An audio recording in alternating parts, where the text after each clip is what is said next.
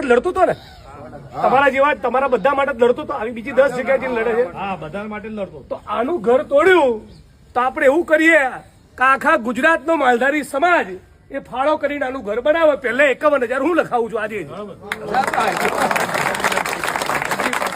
સરકારમાં મેસેજ આપીએ, બરાબર.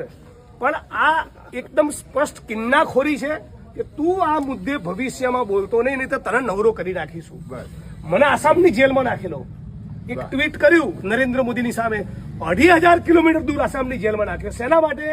મેસેજ આપવા કે ફરી તમે આ બધા આંદોલનો કરશો તો તમને નવરા કરી દઈશું. આ દાદાગીરી તો તોડવી જ પડે, ચાલે જ નહીં. એટલે એને જે ધમ પછાડા મારવા મારે. આપણી બે વાત, બધી જ માગણીઓ લેખિતમાં તમે આપો અને આ તારીખે આટલા વાગે નક્કી કરો તારીખ. આજે શક્ય બને તો આજે તારીખ નક્કી કરીએ, નહીં તો 2 દાડા પછી લાલજીભાઈને તમે બધા કહો ત્યારે ચલો ગાંધીનગરનો કોલ આપો. વિધાનસભાનું સત્ર ચાલુ છે, વિધાનસભા આગળ જઈએ. બોલો ભાઈ, ન્યાય કરે ગુજરાતની સરકાર. અમારો સાચી વાત. મુખ્યમંત્રી કહે છે ને કરવું છે તો આ પણ મને લેખિતમાં તમારે વિધાનસભા આવવાની જરૂર ના પડે એવું કરી આપ.